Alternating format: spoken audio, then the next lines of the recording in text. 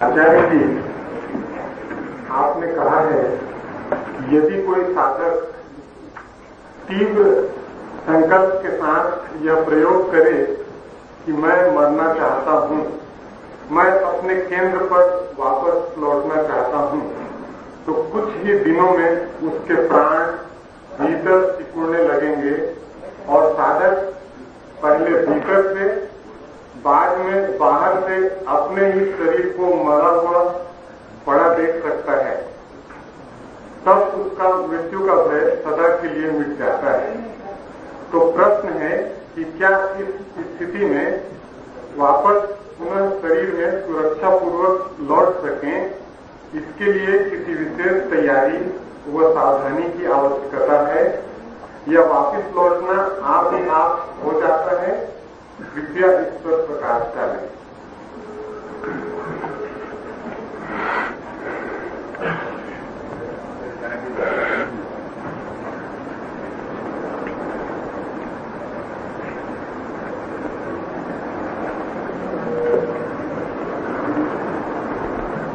मनुष्य का जीवन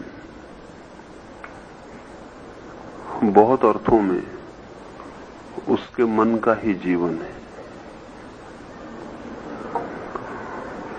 जिसे हम शारीरिक घटना समझते हैं, वो भी गहरे में मानसिक घटना ही होती है। शरीर पर जो भी प्रकट होता है, उसका जन्म भी मन में ही होता है।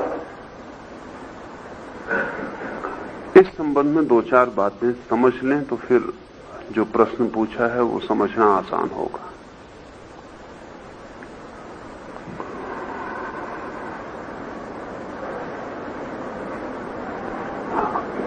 आज से 50 साल पहले तक सारी बीमारियां शारीरिक बीमारियां थी। इन 50 सालों में बीमारी के संबंध में जितनी समझ बढ़ी, उतना ही बीमारी का अनुपात शारीरिक कम होता गया और मानसिक ज्यादा होता गया। आज तो बड़े से बड़ा शरीरवादी भी ये स्वीकार करने को राजी है कि 50% से ज्यादा बीमारियां मानसिक हैं। जो बीमारियां शारीरिक हैं, वे भी आधे से ज्यादा मन से ही प्रभावित होती हैं।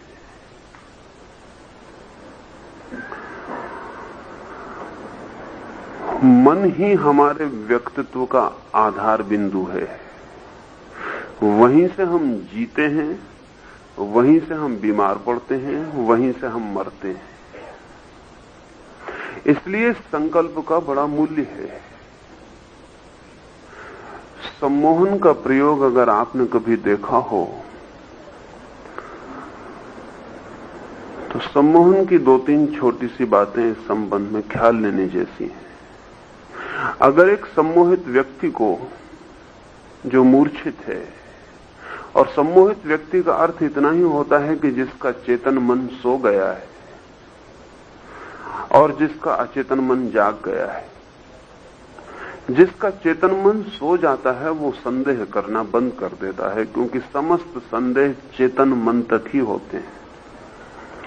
और हमारे मन के अगर हम 10 खंड करें तो 1 खंड चेतन है, 9 खंड अचेतन है। हमारे मन के 9 हिस्से तो अंधेरे में अचेतन में हैं और एक सिर्फ छोटा सा हिस्सा जागा है, चेतन है। ये चेतन मन ही संदेह करता है, विचार करता है, सोचता है। अगर ये चेतन मन सो जाए तो फिर नीचे जो 9 खंड मन के रह जाते हैं वो सिर्फ स्वीकार करते हैं, वहां कोई संदेह नहीं है। तो सम्मोहित अवस्था का अर्थ है कि आपका संदेह करने वाला मन सुला दिया गया और अब आपका निसंदिग्ध रूप से भाव करने वाला मन ही शेष रह गया। फिर हम इस सम्मोहित व्यक्ति के हाथ पर अगर कंकड़ रख दें और कहें कि हमने एक अंगारा रखा है, तो वो व्यक्ति चीख मार के चिल्लाएगा। वो चीख ठीक वैसी ही होगी जैसे अंगारा रखने पर निकलती।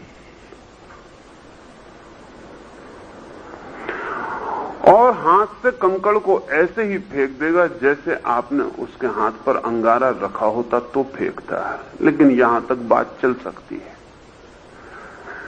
उसके मन को ख्याल हो गया, लेकिन आश्चर्य तो तब होता है जब उसका हाथ फफोला भी उठा देता है। उसके हाथ पे फफोला भी आ जाता है, जैसा कि अंगारा रखने पर आया होता। रखा था आपने साधारण कंकड़, लेकिन उसके मन ने परिपूर्ण रूप से स्वीकार किया कि यह अंगारा है। तो शरीर के पास मन को इंकार करने का कोई उपाय नहीं। इस बात को ध्यान में ले लें। शरीर के पास मन को इंकार करने का कोई भी उपाय नहीं। अगर मन ने किसी चीज को पूरी तरह स्वीकार कर लिया तो शरीर को अनुगमन करना ही पड़ेगा। इससे उल्टा भी हो जाता है, वो इससे भी ज्यादा चमत्कारपूर्ण है कि हाथ पे आप अंगारा रखें और कहें कि ठंडा कंकड़ रखा है, तो वो आदमी अंगारे को पकड़े बैठा रहेगा और उसका हाथ अंगारे की वजह से फफोला नहीं उठाएगा, क्योंकि मन की स्वीकृति के बिना शरीर कुछ भी करने में असमर्थ है। इसीलिए फकीर हैं जो नंगे पैरों अंगारों पर नाच पाते हैं, उसमें कुछ चमत्कार नहीं है, मन की विज्ञान का छोटा सा प्रयोग है। और अगर 10 फकीर भरे हुए अंगारों के अलाव पर नाच रहे हैं तो वो ये भी कह देते हैं कि किसी और को नाचना हो तो वो भी आके नाच ले। इसलिए धोखाधड़ी का उपाय नहीं है। आप भी नाच सकते हैं, लेकिन आप भी तभी नाचेंगे जब 10 आदमियों को नाचते देखकर आपको पक्का भरोसा आ जाए कि वो जल नहीं रहे। और जब आपको ये भरोसा आ गया कि जब 10 नहीं जल रहे हैं तो मैं क्यों जलूंगा, बस आप उसी हालत में पहुंच गए जिसमें सम्मोहित आदमी पहुंचता। अब आपका एक हिस्सा मन संदेह नहीं कर रहा है, 9 हिस्सा मन विश्वास कर रहा है। अब आप कूद जाएं, आपके पैर भी नहीं जलेंगे। और जिसको थोड़ा सा संदेह है वो कूदेगा नहीं, जिसको संदेह नहीं है वो कूद जाएगा। आग भी न जलाए अगर मन स्वीकार करने को राजी नहीं, और ठंडक भी जला दे अगर मन जलने के लिए तैयार है।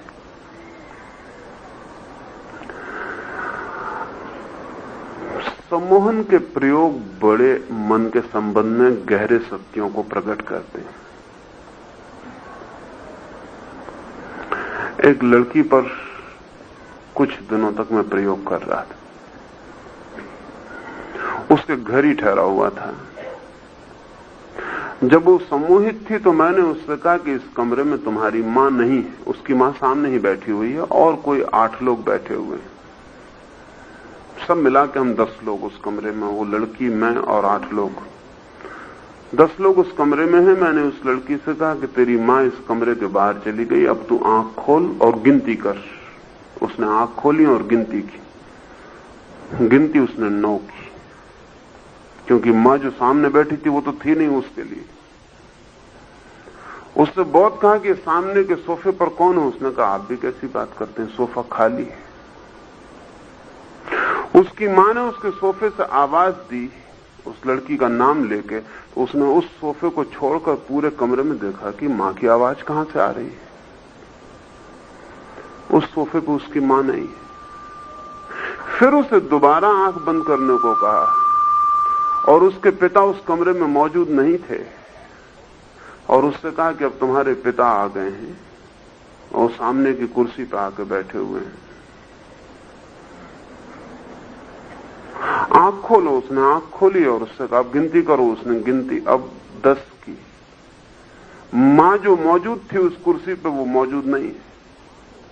उससे पूछा कि इस कुर्सी को तू पहले खाली कह रही थी लेकिन अब गिनती क्यों कर रही? उसने कहा कि पिताजी आके बैठ गए, पिता वहां नहीं। लेकिन उसका मन अगर पूरी तरह स्वीकार कर ले तो घटना घट जाएगी।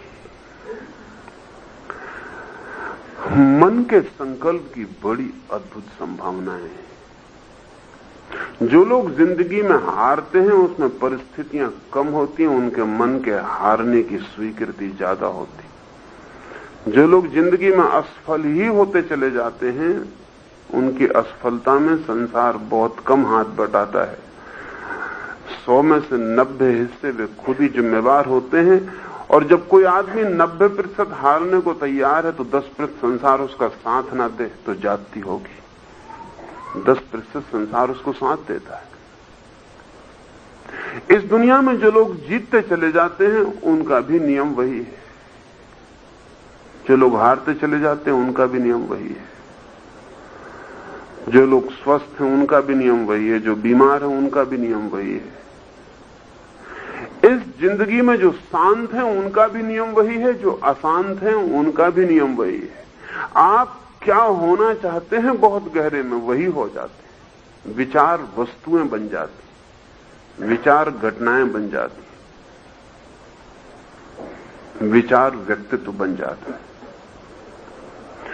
तो हम जहां जीते हैं, जैसे जीते हैं, उस जीने में हम ही बहुत गहरे में आधारभूत हैं। सारी बुनियादें हम रखते हैं। ये सत्य ख्याल में आ जाए तो जो पूछा है वो ख्याल में आ सकता है। मैंने कहा है कि व्यक्ति तब तक मृत्यु के भय से मुक्त नहीं हो सकता जब तक वो स्वेच्छा से मृत्यु में प्रवेश न कर जाए, वॉलंटरीली। एक बार मृत्यु आएगी लेकिन तब वो वॉलंटरी नहीं होगी, स्वेच्छा से नहीं होगी। तब वो आएगी और आपको मजबूरी में प्रवेश करना पड़ेगा। और जिस स्थान पर आपको मजबूरी से जाना पड़ रहा है वहां आप जाते वक्त अगर आंख बंद कर लें और बेहोश हो जाएं तो आश्चर्य नहीं है। जहां आप घसीटे जा रहे हैं वहां आप होशपूर्वक नहीं जा सकते। लेकिन इस अनिवार्यता का बंधन आवश्यक नहीं है। व्यक्ति जीते जी स्वेच्छा से मर के देख सकता है। ये मृत्यु बहुत अद्भुत है। साधारण जो मृत्यु होती है उससे बहुत ज्यादा अद्भुत है, क्योंकि इसको स्वेच्छा से देखा गया। आप कहेंगे स्वेच्छा से कोई मर के कैसे देख सकता है? तो ये और समझ लें कि हमारे व्यक्तित्व में, हमारे शरीर में, हमारे पूरे यंत्र में दो हिस्से हैं, एक वॉलंटरी और नॉन वॉलंटरी। कुछ हिस्सा है जो हमारी स्वेच्छा से चलता है, जैसे इस हाथ को जब मैं हिलाता हूं तब हिलता है, और अगर मैं न हिलाना चाहूं तो नहीं हिलेगा। लेकिन इस हाथ के भीतर जो खून बह रहा है वो मेरी स्वेच्छा से नहीं चलता कि मैं कहूं कि मत चलो तो ना चले, वो नॉन वॉलंटरी है। मेरा हृदय धड़क रहा है वो मेरी स्वेच्छा से नहीं धड़क रहा कि मैं कहूं कि 5 मिनट जरा शांत रहो तो वो शांत हो जाए। मेरी नाड़ी चल रही है वो स्वेच्छा से नहीं चल रही। मेरे पेट में पाचन हो रहा है वो स्वेच्छा से नहीं हो रहा कि मैं कहूं कि आज पाचन मत करो, बंद रखो, तो पेट बंद रखते। हमारे व्यक्तित्व के संस्थान के दो हिस्से हैं, स्वेच्छा से चलने वाला और स्वेच्छा के अतीत चलने वाला।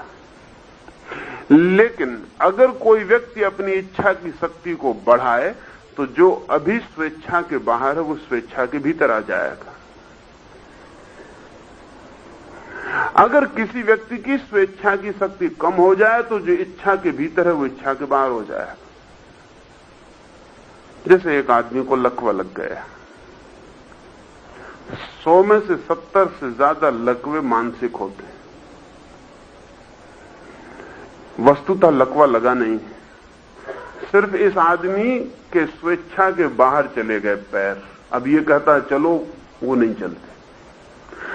असल में पैर बाहर नहीं चले गए, क्योंकि पैरों की क्या सामर्थ्य बाहर जाने की, इसकी स्वेच्छा का वर्तुल छोटा हो गया, इसकी इच्छा शक्ति छोटी हो गई, पैर बाहर पड़ गए। जैसे चादर छोटी हो गई, आप ओढ़े तो पैर बाहर निकल गए, पैर बाहर पड़ रहे हैं। इसकी इच्छा शक्ति की जो सीमा है वो सिकुड़ गई। इसलिए ऐसा बहुत बार हुआ है कि आदमी लकवा था, वर्षों से बीमार था, उठ नहीं सकता था, रात घर में आग लग गई। सारे लोग घर के बाहर पहुंच गए, तब उन्हें ख्याल आया कि जिसको लकवा लगा है उसका क्या होगा। लेकिन वो देख रहे हैं कि वो तो उनके पीछे भागा चला आ रहा है, वो तो उठ नहीं सकता था। वो तो घबरा गए हैं, आग तो भूल गए। इस आदमी को देख के हैरान है कि तुम तो चल नहीं सकते थे, तुम चल कैसे रहे हो। और जब उन्होंने उसे टोका और पूछा कि आप चल रहे हैं, उसने कहा मैं चल कैसे सकता हूं, वो वापस गिर गया। आग की चोट और आग की घबराहट में उसकी स्वेच्छा का व्रत बड़ा हो गया, पैर भीतर आ गए चादर के, वो निकल आया। बाहर आकर उसे याद आई कि मैं चल कैसे सकता हूं, उसका स्वेच्छा का व्रत फिर छोटा हो गया, पैर फिर बाहर पड़ गए। नाड़ी की गति भी स्वेच्छा के भीतर आ जाती है। ऐसा नहीं कि बड़े बड़े योगियों की आ जाती, आपकी भी आ सकती है, और कोई बहुत बड़े प्रयोग करने की जरूरत नहीं है।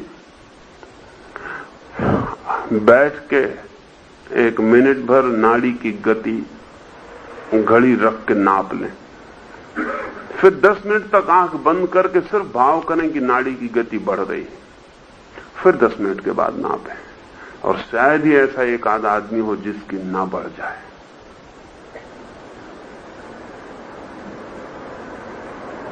इसलिए डॉक्टर जब आपकी नाड़ी नापता है तो वो उतनी कभी नहीं होती जितनी थी। डॉक्टर का हाथ पकड़ते से घबराहट आपकी बढ़ गई होती, और जैसे डॉक्टर देखता आप अस्त व्यस्त हो गए होते, नाड़ी ज्यादा हो जाती, और अगर लेडी डॉक्टर है तो और ज्यादा हो जाएगी, और घबराहट बढ़ गई।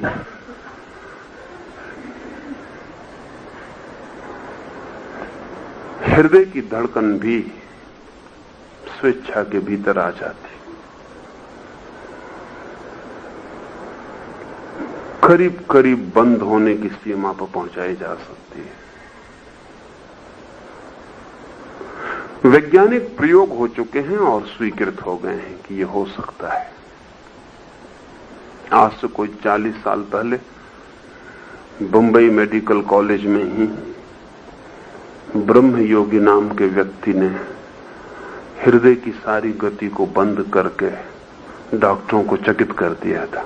फिर ऑक्सफोर्ड में भी उसने प्रयोग किया, फिर कलकत्ता यूनिवर्सिटी में भी प्रयोग किया। वो 3 काम कर सकते थे।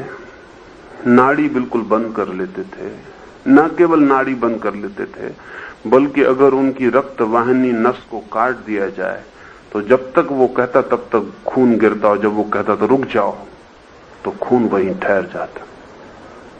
फिर एक बूंद खून उसकी कटी हुई नस से बाहर नहीं निकल सकता था।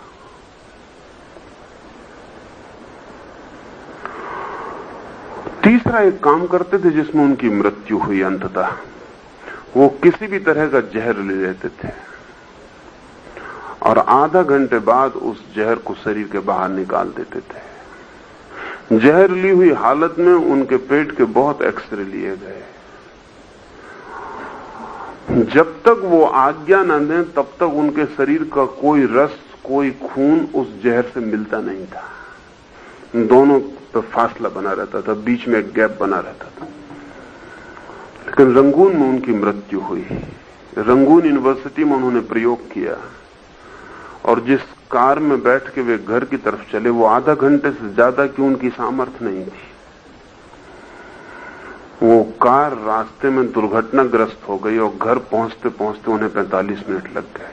वो घर बेहोश पहुंचे, क्योंकि 30 मिनट तक उनके संकल्प के व्रत के बाहर रख सकते थे जहर को। 30 मिनट का अभ्यास था, 30 मिनट चूक गए।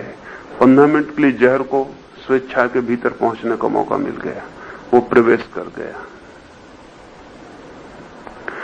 लेकिन हमारे शरीर का ऐसा कोई हिस्सा नहीं है जो इच्छा के भीतर न लाया जा सके, और ऐसा भी कोई हिस्सा नहीं है जो इच्छा के बाहर न जा सके।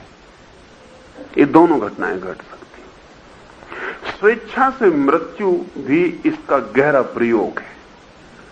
वो इस बात का प्रयोग है कि हम संकल्प पूर्वक अपने प्राण की ऊर्जा को सिकोड़ रहे हैं। ध्यान में रखने की बात यह है कि संकल्प अगर पूरा हो तो ऊर्जा सिकुड़ेगी ही, कोई उपाय नहीं है उसके पास। असल में हमारी जो जीवन ऊर्जा फैली है वो भी संकल्प का ही फल। वैज्ञानिक कहते हैं कि जहां आपकी आंखें हैं, आमतौर से हम सोचते हैं कि चूंकि यहां आंखें हैं इसलिए हम देख लेते हैं, लेकिन वैज्ञानिक कहते हैं कि सच्चाई उल्टी है। चूंकि हम यहां से देखना चाहते हैं इसलिए यहां आंखें पैदा हो गई हैं। अन्यथा आंख की चमड़ी में और हाथ की चमड़ी में कोई बुनियादी फर्क नहीं है। आंख पर भी जो है वो चमड़ी है, लेकिन वो चमड़ी देखने वाली पारदर्शी हो गई है। वही चमड़ी नाक पर है, लेकिन वो चमड़ी सूंघने वाली, उसका पारदर्शी होना सूंघने की दिशा में हो गया। कान पर भी वही चमड़ी, वही हड्डियां हैं, वही तत्व हैं, लेकिन वे सुनने वाले हो गए। ये भी हमारे संकल्प के ही परिणाम है। करोड़ों वर्षों में, लाखों वर्षों में हमने जो संकल्प किया है वो फलित हो गया। एक व्यक्ति का संकल्प नहीं है, कलेक्टिव विल है, समूह संकल्प है, पीढ़ी दर पीढ़ी ऐसा होता रहा है। वो संकल्प फलित हो गया। रूस में अभी एक स्त्री है जो उंगलियों से पढ़ पाती है। ब्रेल नहीं, अंधे की भाषा नहीं, साधारण किताब आंख बंद करके सिर्फ उंगली अक्षरों पर रख के पढ़ पाती है। अब ये उंगलियां जीवन भर प्रयोग करने से इतनी संवेदनशील हो गई हैं कि जरा सी काली रेखा के भेद को भी कोरे कागज से अलग कर पाती है। हमारी उंगलियां इतना नहीं कर पाएंगी। एक चित्रकार जब देखता है रंगों को तो हमें सिर्फ हरे वृक्ष दिखाई पड़ते हैं, उसे 1000 ढंग के हरे वृक्ष दिखाई पड़ते हैं। हरे में भी 1000 शेड होते। साधारण आदमी के लिए हरा एक रंग है। चित्रकार के लिए जिस रंगों की संवेदनशीलता है उसके लिए हरा एक रंग नहीं है, हरा भी 1000 रंग। एक हरे और दूसरे हरे में उतना ही फर्क है जितना हरे और पीले में, हरे और लाल में फर्क है। लेकिन उतने बारीक सेट देखने के लिए आंखों की एक विशेष संवेदनशीलता चाहिए, वो हमें नहीं दिखाई पड़ती। एक संगीतज्ञ को स्वरों की बहुत बारीक स्थितियां दिखाई पड़ती हैं जो हमें कभी पकड़ में नहीं आती। संगीतज्ञ को न केवल स्वरों की बारीक स्थितियां दिखाई पड़ती हैं, बल्कि दो स्वरों के बीच में जो अंतराल होता है, जो शून्य होता है, वो भी अनुभव होने लगता है। असली संगीत वहीं से पैदा होता है। असली संगीत स्वरों से पैदा नहीं होता। स्वरों के बीच में जो साइलेंस के क्षण है, असली संगीत वहीं पैदा होता है। दो तरफ के स्वर उस शून्य को उभारने का काम भर करते हैं और कुछ भी नहीं करते। लेकिन उस शून्य का हमें कोई पता नहीं। संगीत हमारे लिए शोरगुल है, आवाजें। संगीतज्ञ के लिए जिसकी गहरी पैठ है, उसके लिए संगीत का शब्द से, स्वर से कोई संबंध नहीं।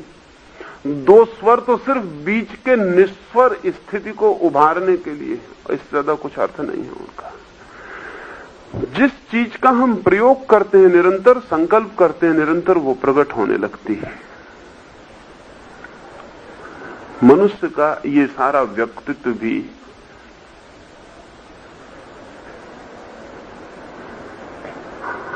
पक्षियों का, पौधों का, पशुओं का सारा व्यक्तित्व उनके संकल्प का ही फल है। हम जो गहरा संकल्प करते हैं हम वही हो जाते हैं। रामकृष्ण के जीवन में एक उल्लेख है जो कीमती है। रामकृष्ण ने अपने जीवन में 5-7 धर्मों की साधनाएं की। उनको ये ख्याल आया कि सभी धर्म एक ही जगह पहुंचा देते हैं, तो मैं सभी रास्तों को चलकर देखूं कि वहां पहुंचा देते हैं कि नहीं पहुंचा देते। तो उन्होंने ईसाईयत की साधना की, उन्होंने सूफियों की साधना की, उन्होंने वैष्णवों की साधना की, उन्होंने शैवों की साधना की, तांत्रिकों की साधना की, जो भी उन्हें उपलब्ध हो सकी साधना वो उन्होंने की। एक बहुत अद्भुत घटना तो तब घटी क्योंकि ये सारी साधनाएं तो आंतरिक थी, पता नहीं चल सका। रामकृष्ण कहते थे तो ठीक था। जब रामकृष्ण सूफियों की साधना करते थे तब हम कैसे बाहर से जाने कि उनके भीतर क्या हो रहा है। लेकिन फिर एक ऐसी साधना की पद्धति से वो गुजरे कि बाहर के लोगों को भी देखना पड़ा कि कुछ हो रहा है। बंगाल में एक सखी संप्रदाय है जिसका साधक अपने को कृष्ण की प्रेयसी या पत्नी मानकर ही जीता है, सखी ही हो जाता है। वो पुरुष है या स्त्री ये सवाल नहीं है, पुरुष एक ही रह जाते हैं कृष्ण, और साधक उनकी प्रेयसी होकर, उनकी राधा बनके, उनकी सखी बनके जीता है। 6 महीने तक रामकृष्ण ने सखी संप्रदाय की साधना की, और आश्चर्य तो यह हुआ कि उनकी आवाज स्त्रीण हो गई। अगर वो दूर से बोलें तो कोई भी ना समझ पाए कि वो पुरुष है। उनकी चाल स्त्रीण हो गई। असल में स्त्री और पुरुष एक जैसा चल ही नहीं सकते, क्योंकि हड्डियों के कुछ बुनियादी फर्क है, चर्बी का कुछ बुनियादी फर्क है। स्त्री को चूंकि पेट में बच्चे को रखना है, इसलिए उसके पेट में एक विशेष जगह है जो पुरुष के पास नहीं है, इसलिए उन दोनों की चाल में फर्क हो जाता है, उनके पैर अलग ढंग से पड़ते हैं। कोई स्त्री कितनी ही संभल के चले, उसका चलना कभी पुरुष जैसा नहीं हो सकता। स्त्री कभी पुरुष जैसा नहीं दौड़ सकती, कोई उपाय नहीं। उसके ढांचे का भेद है। लेकिन रामकृष्ण स्त्रियों जैसा दौड़ने लगे, स्त्रियों जैसा चलने लगे, स्त्रियों जैसी आवाज हो गई।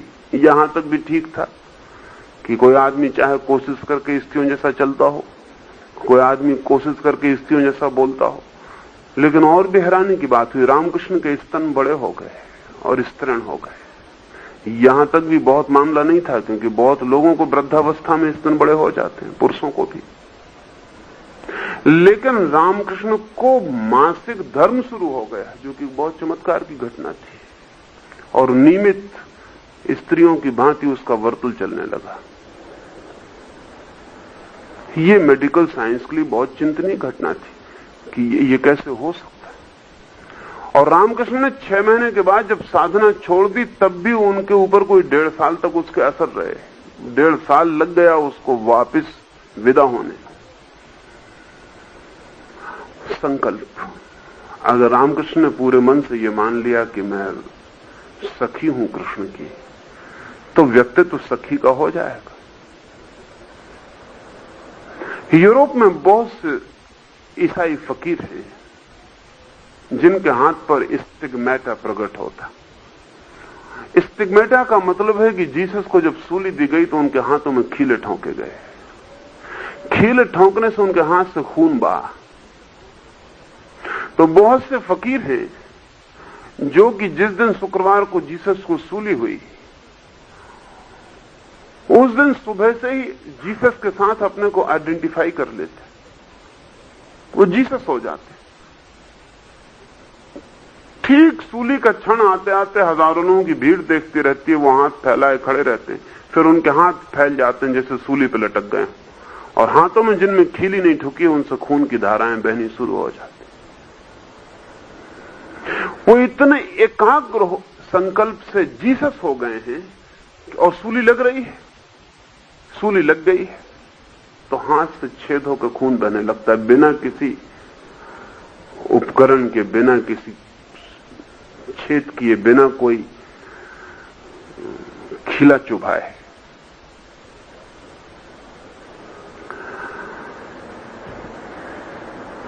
मनुष्य के संकल्प की बड़ी संभावनाएं, लेकिन हमें कुछ ख्याल में नहीं। ये जो मृत्यु का स्वेच्छा से प्रयोग है, ये संकल्प का गहरा से गहरा प्रयोग है, क्योंकि साधारणतः जीवन के पक्ष में संकल्प करना कठिन नहीं है, हम जीना ही चाहते हैं। मृत्यु के पक्ष में संकल्प करना बहुत कठिन बात है। लेकिन जिन्हें भी सच में ही जीने का पूरा अर्थ जानना हो, उन्हें एक बार मर के जरूर देखना चाहिए, क्योंकि बिना मर के देखे वो कभी ना जान सकेंगे उनके पास कैसा जीवन है जो नहीं मर सकता। उनके पास कुछ जीवन है जो अमृत की धारा है। इसे जानने के लिए उन्हें मृत्यु के अनुभव से गुजरना जरूरी है, क्योंकि एक बार वे स्वेच्छा से मर के देख लें, फिर दोबारा उन्हें मरने का भय न रह जाए, फिर मृत्यु है ही नहीं। तो सिर्फ पूर्ण संकल्प से कि मेरी चेतना सिकुड़ रही है, मैं अपने को चारों तरफ से सिकोड़ लेता हूं। आंख बंद करके मैं अपने को सिकोड़ता हूं कि मेरी चेतना सिकुड़ रही है। उसने पैरों से यात्रा भीतर की तरफ शुरू कर दी, हाथों से भीतर की तरफ शुरू कर दी, मस्तिष्क से भीतर की तरफ शुरू कर दी। उस केंद्र पर ऊर्जा इकट्ठी होने लगी जहां से फैली थी, वापस सब किरणें लौटने लगी। इसका सघन मन से किया गया प्रयोग एक क्षण में अचानक सारे शरीर को मृत कर देता और एक बिंदु कोई भीतर जीवित बिंदु रह जाता। सारा शरीर अलग मुर्दे की तरह पड़ा रह जाता है, सिर्फ शरीर के भीतर एक बिंदु जीवित हो जाता है। ये जीवित बिंदु अब बहुत भली भांति देखा जा सकता है कि शरीर से भिन्न है। ऐसे ही जैसे बहुत अंधेरे में बहुत सी किरणें फैली हों और पता न चलता हो कि क्या किरण है और क्या अंधेरा है, लेकिन सारी किरणें सिकुड़ के एक जगह आ जाएं तो अंधेरा और किरणों का कंट्रास्ट साफ हो जाए कि अलग हो गया। जब हमारे भीतर प्राण की ऊर्जा इकट्ठी एक बिंदु पर आकर घनीभूत हो जाती, कंडेंस्ड इकट्ठी हो जाती है, तो सारा शरीर अलग और वो बिंदु अलग मालूम होने लगता है। अब जरा से संकल्प की जरूरत है कि आप शरीर के बाहर हो सकते हैं। सिर्फ सोचें कि मैं बाहर, और आप बाहर। और अब बाहर से खड़े होकर इस शरीर को पड़ा हुआ देख सकते हैं कि मुर्दे की तरह पड़ा हुआ है। छोटा सा एक धागे की तरह कोई चीज इस शरीर से अब भी जोड़े रहेगी, वही द्वार है आने जाने का। एक सिल्वर कार्ड, एक स्वर्ण धागा इस शरीर की नाभि से और आपके जोड़ा रहेगा। जैसे ही ये बिंदु बाहर आएगा, वैसे ही एक और नया हैरानी का अनुभव होगा कि इस बिंदु ने फिर नए शरीर का रुख ले लिया। ये फिर फैल के एक नया शरीर बन गया। ये शरीर सूक्ष्म शरीर है। ये शरीर बिल्कुल इसकी ही प्रतिलिपि है जैसा ये शरीर है, लेकिन बहुत जिसको कहें धूमिल, फिल्मी, ट्रांसपेरेंट, पारदर्शी। अगर हाथ को हिलाएं तो उसके आर पार निकल जाएगा, लेकिन उसका कुछ बिगड़ेगा नहीं।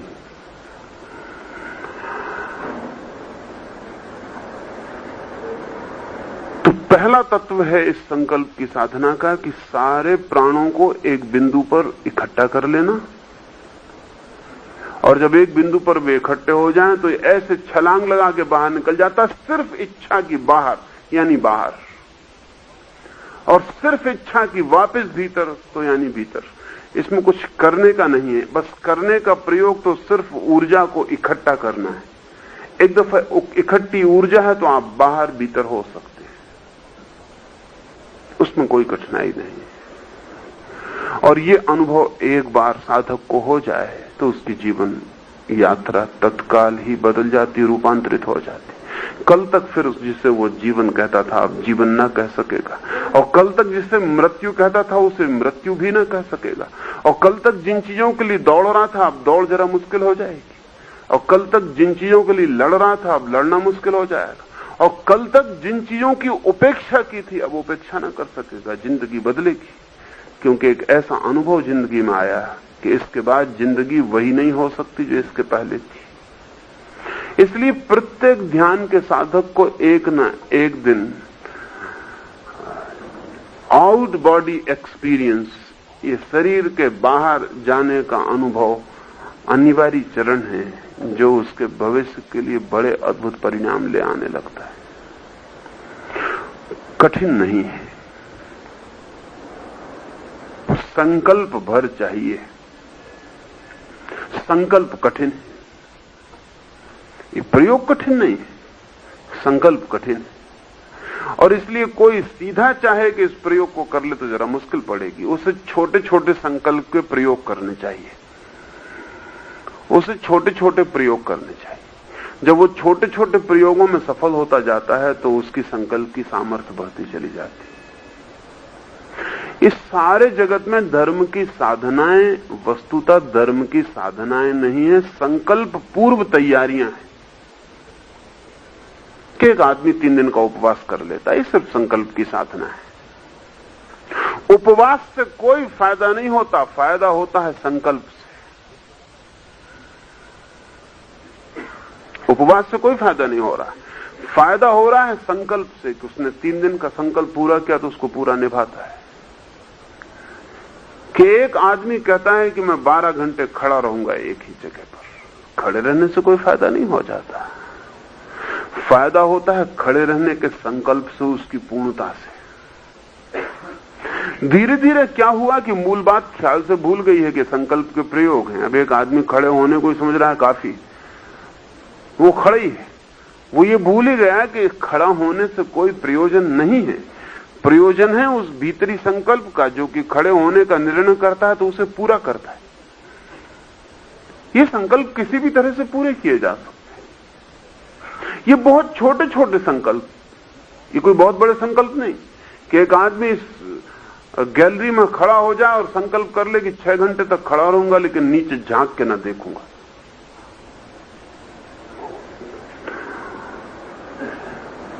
तो भी काम हो जाएगा। सवाल ये नहीं कि नीचे झांक के नहीं देखने से कोई फायदा होने वाला है, सवाल यह है कि उसने तय किया वो उसे पूरा कर रहा है। और जब कोई आदमी जो तय करता है उसे पूरा कर लेता है तो उसके भीतर की ऊर्जा बलवान हो जाती, वो आत्मवान होने लगता है। उसे लगता है कि मैं ऐसा हवा के झोंकों पर डोलता हुआ कुछ नहीं हूं। उसके भीतर एक तरह का क्रिस्टलाइजेशन, उसके भीतर कुछ क्रिस्टल बनने शुरू हो जाते हैं, उसके व्यक्तित्व में पहली दफा कुछ बुनियादें पड़नी शुरू हो जाती। तो बहुत छोटे छोटे संकल्पों का प्रयोग करना चाहिए और छोटे छोटे संकल्पों से ऊर्जा इकट्ठी करनी चाहिए। और हमें जिंदगी में बहुत मौके हैं। आप कार में बैठे जा रहे हैं, आप इतनी संकल्प कर ले सकते हैं कि आज मैं रास्ते के किनारे लगे बोर्ड नहीं पढ़ूंगा, इससे किसी का कोई हर्जा नहीं हुआ जा रहा, इससे किसी का कोई नुकसान फायदा कुछ भी नहीं हो रहा है, लेकिन आपके संकल्प के लिए मौका मिल जाएगा और किसी को कहने की भी कोई जरूरत नहीं।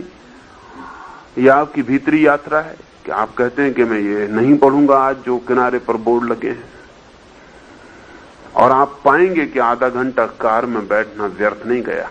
जितने आप कार में बैठे थे उससे कुछ ज्यादा होकर कार के बाहर उतरे, आपने कुछ उपलब्ध किया, जबकि आप ऐसे भी बैठ के कुछ भी खोते। ये सवाल बड़ा नहीं है कि आप कहां प्रयोग करते हैं, मैं उदाहरण के लिए कर रहा हूं, कुछ भी प्रयोग कर सकते हैं। जिस प्रयोग से भी आपके संकल्प को ठहरने की सामर्थ्य बढ़ती हो उसे आप कर सकते हैं। ऐसा छोटे छोटे प्रयोग करते रहें। अब एक आदमी को हम कहते हैं ध्यान में कि 40 मिनट आंख ही बंद रखो, वो 3 दफा उसमें आंख खोल के देख लेता है बीच। अब यह आदमी संकल्पहीन है, आत्महीन है। आंख बंद करने का बड़ा फायदा और नुकसान नहीं है, लेकिन 40 मिनट तय किया तो यह आदमी 40 मिनट आंख भी बंद नहीं रख सकता, तो और इससे बहुत आशा करनी कठिन। आदमी से हम कह रहे हैं कि 10 मिनट गहरी श्वास लो, वो 2 मिनट के बाद ही धीमी सांस लेने लगता है। फिर उससे कहो गहरी सांस, तो फिर 1-2 गहरी सांस लेता है, फिर धीमी लेने लगता है। आत्मवान नहीं। 10 मिनट गहरी सांस लेना कोई बड़ी कठिन बात नहीं है। और सवाल ये नहीं कि 10 मिनट गहरी सांस लेने से क्या मिलेगा कि नहीं मिलेगा। एक बात तय है कि 10 मिनट गहरी सांस के संकल्प करने से यह आदमी आत्मवान हो जाएगा, इसके भीतर कुछ सघन हो जाएगा, ये किसी चीज को जीतेगा, किसी रेसिस्टेंस को तोड़ेगा। और वो जो वैग्रेंट माइंड है, वो जो आवारा मन है, वो आवारा मन कमजोर होगा, क्योंकि उस मन को पता चलेगा कि इस आदमी के साथ नहीं चल सकता, इस आदमी के साथ जीना है तो इस आदमी की माननी पड़ेगी। और जब आप रोज कार में बैठ के निकलते हैं, हो सकता है आप कभी बात के बोर्ड ना पढ़ते हो, लेकिन जिस दिन आप तय करेंगे कि आज बोर्ड नहीं पढ़ना, उस दिन मन पूरी तरह कोशिश करेगा कि पढ़ो। क्योंकि मन की ताकत आपके संकल्पहीन होने में निर्भर है। आपका संकल्पवान होना, इधर मन की मौत है। विल जितनी मजबूत उतना मन मुर्दा, मन जितना मजबूत संकल्प उतना क्षीण। तो वो रोज कभी नहीं कहता था, क्योंकि रोज आपने उसको चुनौती न दी थी। आज ये भी उसके लिए चुनौती का सवाल है। वो 1000 बहाने खोजेगा। वो कहेगा तो देखना बिल्कुल जरूरी था इसलिए देखा। वो कहेगा इतने जोर की आवाज आ रही, दंगा फसाद हो गया, जरा तो बाहर देखो कि क्या हो रहा है। वो भुलाने की कोशिश करेगा, वो दूसरी बातों में लगा लेगा ताकि आपका ये ख्याल भूल जाए और आप एक दफे बाहर झांक कर देख लें और बोर्ड पढ़ लें। सारा उपाय करेगा। ये ऐसा ही है। हम मन के साथ ही जीते हैं। साधक संकल्प के साथ जीना शुरू करता है। जो मन के साथ जीता है वो साधक नहीं है, जो संकल्प के साथ जीता है वो साधक है। साधक का मतलब ये है कि मन जो है वो अब संकल्प में रूपांतरित हो रहा है। तो बहुत छोटे छोटे मुद्दे चुन लें, आप खुद ही चुन लेंगे, इसमें कोई कठिनाई नहीं। बहुत छोटे छोटे मुद्दे चुन लें और 24 घंटे में 2-4 प्रयोग कर लें जिनका किसी को पता नहीं चलेगा। अलग बैठ के करने की कोई जरूरत नहीं है, किसी को खबर करने की जरूरत नहीं, बस चुपचाप कर लें और गुजर जाएं। बहुत छोटा सा संकल्प कि जब कोई क्रोध करेगा तब मैं हंसूंगा, और आपके ऊपर किए गए प्रत्येक क्रोध की इतनी अद्भुत कीमत आपको मिल जाएगी कि आप जिसने क्रोध किया उसको धन्यवाद देंगे। एक छोटा सा संकल्प कि जब भी मुझ पर कोई क्रोध करेगा मैं हंसूंगा, चाहे कुछ भी हो जाए। आप एक 15 दिन के बाद पाएंगे आप दूसरे आदमी हो गए, आपकी क्वालिटी बदल गई। आप वही आदमी नहीं हैं जो 15 दिन पहले थे। बहुत छोटे से निर्णय करें और उनको जीने की कोशिश करें, और उस जीने की कोशिश से धीरे धीरे जब आपको ऐसा भरोसा आने लगे कि अब मैं कोई बड़े संकल्प कर सकता हूं, तो थोड़े बड़े संकल्प करें। और अंतिम संकल्प साधक को करने जैसा है, स्वेच्छा से मरने का। किसी दिन जब आपको लगे कि अब ये मैं कर सकता हूं, करें। जिस दिन आप उस संकल्प को करके शरीर को मुर्दे की तरह देख लेंगे, उस दिन से दुनिया का कोई धर्मशास्त्र आपके लिए कोई नई बात कहने वाला नहीं रह जाए। उस दिन से दुनिया का कोई गुरु आपको कोई नई बात न बता सकेगा।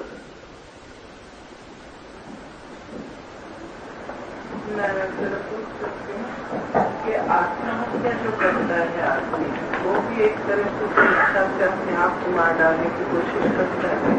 और जब तक कि वो बिल्कुल ही मर नहीं जाता है तो बेहोश नहीं होता, तो उसको वो प्रोसीजर पता चल जाता है कि चुना हो रहा है, ये चुना हो रहा है, ये चुना हो रहा है।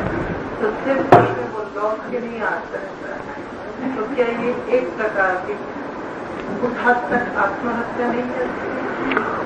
आत्महत्या का प्रयोग भी किया जा सकता है संकल्प के लिए, लेकिन साधारणतः आत्महत्या करने वाले लोग इसके लिए करते नहीं।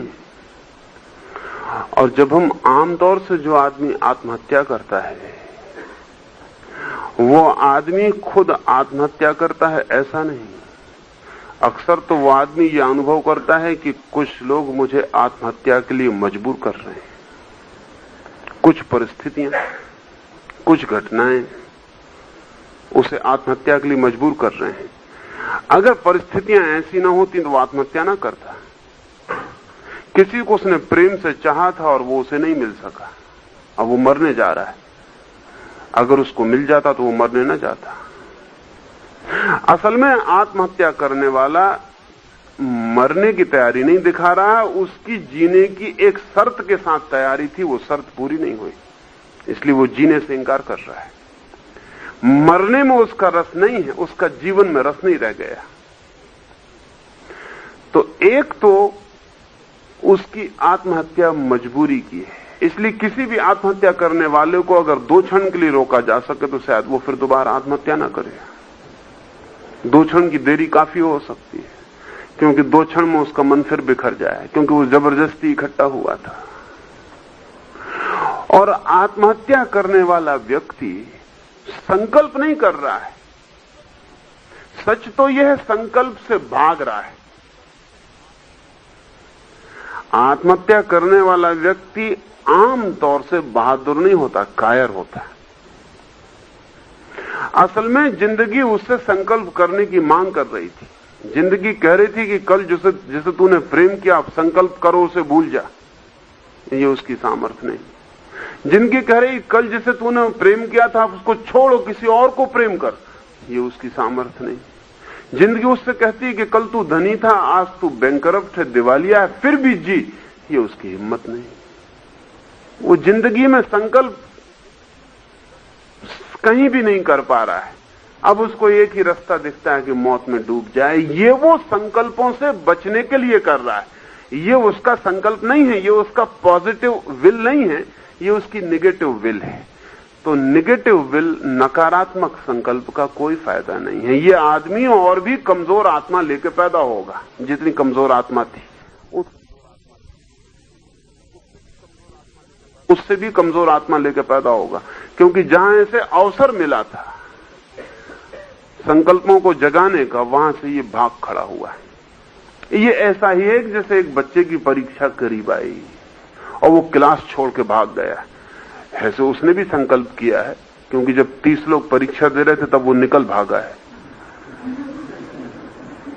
लेकिन ये संकल्प नकारात्मक है। संकल्प था परीक्षा का, वो विधायक था। वहां संघर्ष था, वो संघर्ष से भाग निकला है। एस्केपिस्ट भी संकल्प करता है। जब शेर को देख के एक आदमी भागता है और झाड़ पे चढ़ता है तो वो भी संकल्प करता है। लेकिन हम ये ना कहेंगे कि उससे संकल्पवान हो जाएगा, क्योंकि आखिर भाग रहा है, पलायन कर रहा है। तो सुसाइडल वृत्ति जो है वो पलायनवादी एस्केपिस्ट है, उसमें संकल्प नहीं है। लेकिन हां, मृत्यु का उपयोग संकल्प के लिए किया जा सकता है, वो दूसरी बात है। जैसे कि महावीर की परंपरा में मृत्यु का उपयोग भी संकल्प के लिए किया गया। अगर कोई साधक मृत्यु को उपयोग करना चाहे संकल्प के लिए, तो सिर्फ महावीर अकेले व्यक्ति हैं सारी दुनिया में जिन्होंने छूट दी है।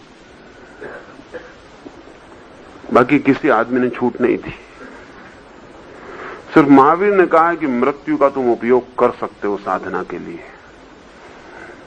लेकिन मृत्यु ऐसी नहीं कि जहर खा के मर जाओ, क्योंकि ये एक क्षण में हो जाएगा। एक क्षण में संकल्प का कभी पता नहीं चलता। संकल्प के लिए लंबी श्रृंखला चाहिए क्षणों की। तो महावीर कहते हैं कि उपवास कर लो और भूखे मर जाओ। मरने में भूखा साधारण स्वस्थ आदमी को 90 दिन लगते हैं। अगर जरी संकल्प कमजोर है तो दूसरे दिन ही खाने की इच्छा होगी, तीसरे दिन सोचेगा कि अब कहां बचे, किस तरह भागे, ये क्या उपद्रव कर लिया। लेकिन 90 दिन तक सस्टेन्ड मरने की इच्छा पर कायम रहना बड़ी कठिन बात है। इसलिए इसमें धोखे का डर नहीं है। महावीर ने कहा कि भूखे रहो और मर जाओ। इसमें धोखे का डर इसलिए नहीं कि जो 90 दिन में जरा भी संकल्पहीन आदमी होगा वो कभी का भाग गया होगा। इसका उपाय नहीं। हां, जहर लेके मरने को कहें, नदी में डूब के मरने को कहें, पहाड़ से कूद के मरने को कहें, तो एक क्षण की घटना है। एक क्षण के लायक संकल्प हम सभी जुटा लेते, मगर एक क्षण का बहादुर युद्ध के मैदान पे काम का नहीं है, क्योंकि दूसरे क्षण वो कायर हो जाए। और इतने संकल्प पूर्वक, जितने संकल्प पूर्वक वो बहादुर हुआ था, उतने संकल्प पूर्वक कायर हो जाएगा। तो महावीर ने संथारा के आत्ममरण के स्वीकृति दी है साधना के लिए, कि कोई व्यक्ति अगर चाहे कि वो अपनी आखिरी कसौटी मृत्यु में भी कसना चाहता तो कस ले। वैसे ये बड़ी कीमत की बात है और सोचने जैसी है, क्योंकि महावीर अकेले ही व्यक्ति हैं सारी पृथ्वी पर जिनकी ये आज्ञा है कि ऐसा साधक कर सकता है। इसके दो कारण। एक तो कारण यह है कि महावीर को पक्का भरोसा है कि कोई मरता नहीं, इसलिए मरने के लिए कोई इतनी चिंता लेने की जरूरत नहीं। इसका पक्का भरोसा है कि कोई मरता नहीं, इसलिए कोई हर्जा नहीं। एक प्रयोग करते हो करो। दूसरा, इसका भी अनुभव और पक्का भरोसा है कि कोई आदमी 50 दिन, 60 दिन, 70 दिन, 80 दिन, 90 दिन, 100 दिन तक निसंदिग्ध भाव से मृत्यु की कामना करे, ये इतनी महान घटना है कि साधारण घटना नहीं है। एक आध क्षण के लिए मरने का ख्याल तो हम सबको आता है। ऐसा आदमी खोजना मुश्किल है जिंदगी में 2-4-10 दफा मरना ना चाहा हो, नहीं मरा, ये दूसरी बात है। ऐसे क्षण आ ही जाते हैं जब आदमी मरना चाहता है, फिर एक चाय का प्याला पी लेता और भूल जाता है, सोचता है कि पति के खिलाफ फांसी लगा लो, लेकिन पति आके कह देता है कि टिकट ले आए हैं पिक्चर की, छोड़ देता है। छोड़ो भी, ऐसे मरने में क्या रखा हुआ। मैं एक जगह रहता था और मेरे पड़ोस में एक बंगाली प्रोफेसर रहते थे। पहले दिन ही जब मैं वहां रुका तो रात पति और पत्नी में बहुत जोर से झगड़ा हो गया, तो दीवार से आर पार मुझे सुनाई पड़ता था।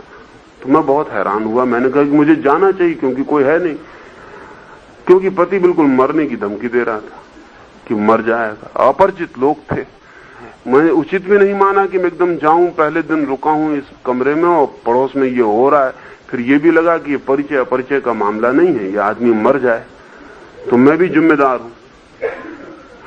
लेकिन फिर भी मैंने संयम रखा कि भाई जब ये जाने लगे मरने के लिए तब बाहर जाकर रोक लूंगा।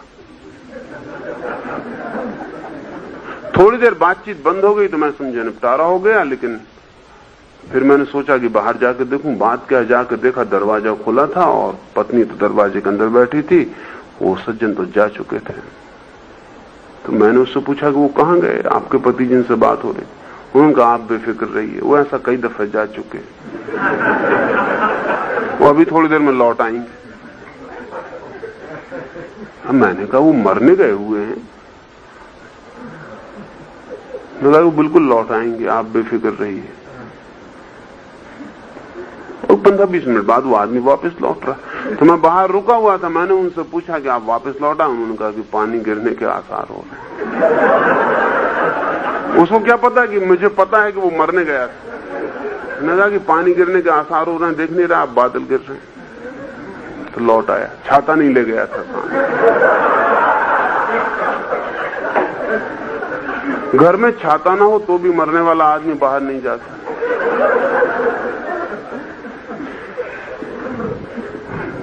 हम सभी सोच लेते हैं बहुत बार मरने की, लेकिन जब हम मरने की सोचते हैं तब वो मरने की बात नहीं होती, वो सिर्फ जीवन में थोड़ी सी अड़चन होती। संकल्प की कमी के कारण हम मरने का सोच लेते हैं। जीवन में अड़चन है, कहीं अटकाव आ गया, जरा सी जीवन में अड़चन है कि चले मरने। जीवन की अड़चन से जो मरने जा रहा है वो संकल्पवान नहीं है, लेकिन मृत्यु को सीधा पॉजिटिव अनुभव करने को ही जा रहा है। विधायक रूप से मृत्यु क्या है इसे जानने जा रहा है। जीवन से कोई भाग नहीं है, जीवन से कोई विरोध नहीं है, जीवन का कोई निषेध नहीं है। तब तो ये आदमी मृत्यु में भी जीवन खोजने जा रहा है, ये बात और है। और भी इसमें महत्वपूर्ण घटना है, और वो ये कि जन्म के लिए तो हम साधारणतया निर्णायक नहीं होते। जन्म भी अंततः तो हम निर्णय करते हैं, लेकिन वो भी अचेतन निर्णय होता। हमें पता नहीं होता कि हमने क्यों जन्म लिया, कहां जन्म लिया, किस लिए जन्म लिया। एक अर्थ में मृत्यु ऐसा मौका है जिसके हम निर्णायक हो सकते हैं। इसलिए मृत्यु जिंदगी में बहुत अनूठी घटना है, जिसको कहना चाहिए डिसिसिव। क्योंकि जन्म का तो हम पक्का निर्णय नहीं कर सकते कि हमने कहां जन्म लिया, क्यों जन्म लिया, कैसे जन्म लिया, लेकिन मृत्यु का तो हम निर्णय कर ही सकते हैं कि हम कैसे मरें, कहां मरें, क्यों मरें। मृत्यु का ढंग तो हम निश्चित कर ही सकते हैं। महावीर ने इसलिए भी आज्ञा दी मृत्यु के इस प्रयोग करने की कि जो व्यक्ति मृत्यु का प्रयोग करके मरेगा वो अपने अगले जन्म का भी निर्णायक हो जाएगा। क्योंकि जिसने मृत्यु से मरने की स्वेच्छा से व्यवस्था कर ली, उसके लिए प्रकृति उसके जन्म को स्वेच्छा से चुनने का मौका भी दे देती है। वो उसका दूसरा हिस्सा है। जब वो इस दरवाजे से निकलते वक्त शान से निकला है, जानते हुए निकला, तो दूसरे दरवाजे भी उसके लिए शान से ही स्वागत देंगे और भीतर आने के लिए स्वेच्छा से वर्ण करेंगे। अगले जन्म का जिन्हें निर्णय करना है उन्हें इस मृत्यु को स्वेच्छा से गुजरना चाहिए, इसलिए भी आज्ञा थी। लेकिन साधारण आत्महत्यारा, साधारणतः आत्मघात करने वाला संकल्पवान व्यक्ति नहीं है।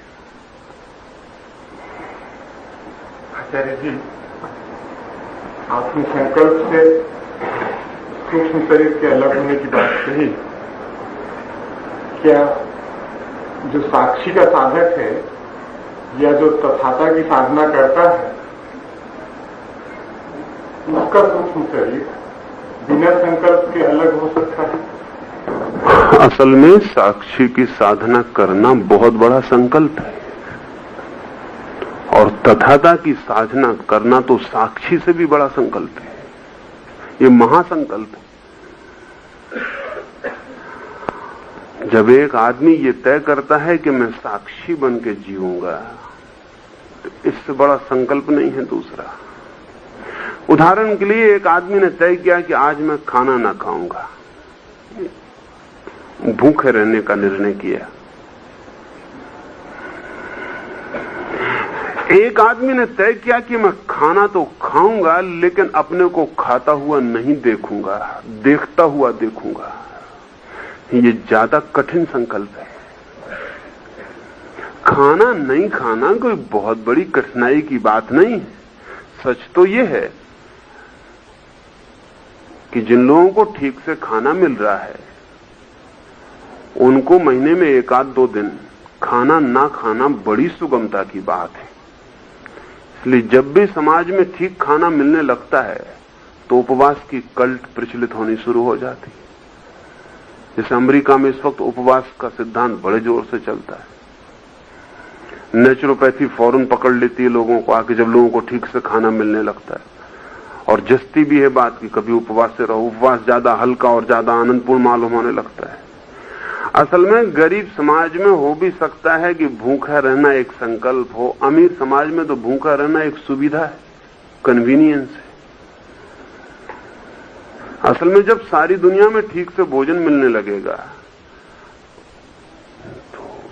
तो सभी लोगों के लिए उपवास जरूरी हो जाएगा, कभी कभी खाली पेट रहना होगा।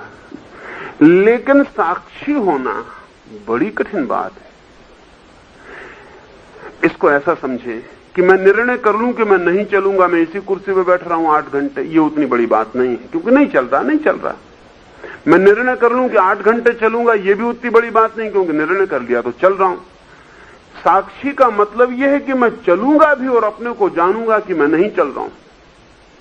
साक्षी का मतलब क्या है? मैं चलूंगा भी और जानूंगा भी कि मैं नहीं चल रहा हूं, मैं सिर्फ चलने को देख रहा हूं। ये ज्यादा सूक्ष्म संकल्प, महासंकल्प। और तथाता तो और भी महासंकल्प, उसका तो वो आखिरी संकल्प, उससे बड़ा कोई संकल्प नहीं है। एक आदमी मरने का भी संकल्प करे, ये भी उतना बड़ा संकल्प नहीं है।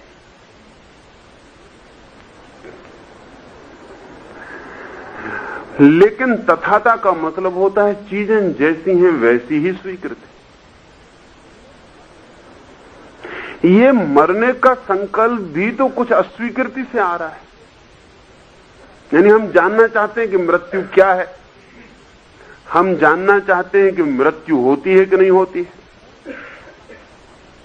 नहीं, तथाता का मतलब तो यह है कि मृत्यु होगी तो मर जाएंगे और जिंदगी रहेगी तो जिएंगे। ना हमें जिंदगी से मतलब, ना हमें मृत्यु से मतलब।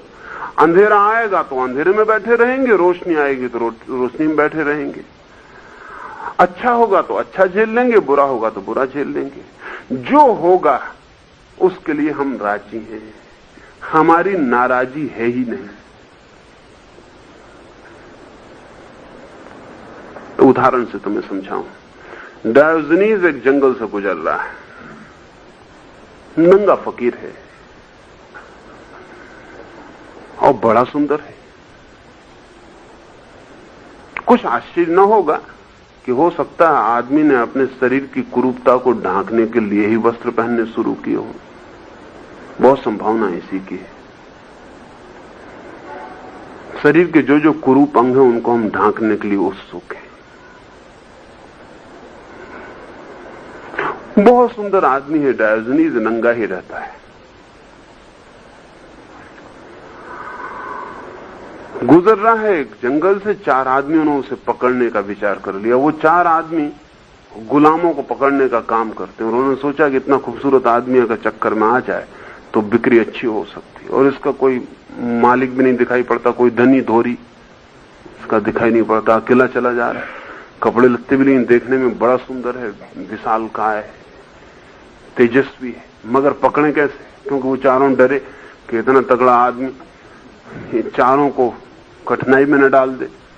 फिर उन्होंने कहा एक कोशिश तो करो, बहुत यही होगा कि थोड़ी मार खाएंगे तो भाग जाएंगे। वो चारों गए, उन्होंने बड़ी ताकत लगा एकदम उसको घेरा, तो वो उनके बीच में एकदम शांति से खड़ा हो गया। उसने कहा क्या इरादे? वो लोग बड़े हैरान हुए। उन्होंने जंजीरें निकाली तो उसने हाथ आगे कर दी। वो जंजीरें उनके हाथ कप रहे हैं, डर रहे हैं कि पता नहीं मार दे या क्या करे। तो वो कहता कपो मत, हाथ क्यों कपाते हो, लाओ मैं जंजीर कस दूं। वो जंजीर में सहायता बांधता है। वो बड़े चकित हुए जब जंजीरें कस गई। तब उन्होंने उससे पूछा कि आप आदमी कैसे हो? हम आपके हाथ में जंजीरें डाल रहे हैं और आप सहायता कर रहे हैं। हम तो डरे थे कि झगड़ा होगा, मारपीट होगी, कुछ उपद्रव हो जाए। उसने कहा कि नहीं, जब तुम्हें मौज आ रहा है जंजीरें बंधवाने में तो हमको भी मौज आ रहा है। और झगड़ा क्या करना है इसमें, बड़ा मजा रहा। अब बोलो कहां चलना है? उन्होंने कहा कि अब आपको हमें बताने में शर्म आती, लेकिन हम तो गुलामों को पकड़ने वाले लोग, तो हम तो बाजार आपको ले चलेंगे बेचने। उसने कहा चलो। वो इतनी खुशी से चलने लगा कि उनकी चाल कम पड़ती, वो तेजी से चलता है। वो उससे कहते हैं जरा धीरे चलिए, इतनी जल्दी भी क्या है? तो वो कहता है कि लेकिन जो बाजार चल ही रहे हैं तो जल्दी ही चलें। फिर वो बाजार में पहुंच गए, बड़ी भीड़ लग गई। जो लोग गुलामों को खरीदने आए, ऐसा गुलाम साधारण तब बिकने नहीं आया था, तो शाही सम्राट जैसा आदमी था। बड़ी भीड़ लग गई, टिकटी पे उसको खड़ा किया गया जहां गुलाम बेचे जाते हैं। और जो गुलाम बेचने वाला, नीलाम करने वाला था, उसने चिल्ला के कहा कि एक गुलाम बिकने आया, किसी को खरीदना हो। तो उस दर्ज ने कहा चुप ना समझ, उन लोगों से पूछ कि मैं आगे चल रहा था कि वो आगे चल रहे थे, और जंजीरें उनने बांधी कि मैंने बंधवाई। तो उन लोगों का भी बात तो ठीक ही कह रहा, मतलब अगर हम लोग जंजीरें बांधते तो हमें अभी भरोसा नहीं कि इस पर बांध सकते थे, इसने बंधवाई। और जहां तक आगे चलने का सवाल, ही इतनी तेजी से चलता है कि हम लोग इसके पीछे दौड़ते चले आ रहे हैं। इसलिए हम इसे बाजार में लाए हैं, ये कहना गलत है, हम इसके पीछे ही आए हैं, यही ठीक है। और ये कहना भी ठीक नहीं कि हमने इसको गुलाम बनाया, यही कहना ठीक है कि ये आदमी गुलाम बनने को तैयार हो गया है, हमने इसको बनाया नहीं। तो उसने कहा कि ना समझ, इस तरह की बात मत कर, मैं खुद ही आवाज लगा देता हूं, तेरी आवाज भी कमजोर है, इतनी भीड़ में सुनाई नहीं पड़ेगी। तो डायोजनीस ने चिल्ला के कहा कि आज एक मालिक इस बाजार में बिकने आया, किसी को खरीदना हो तो खरीद लो।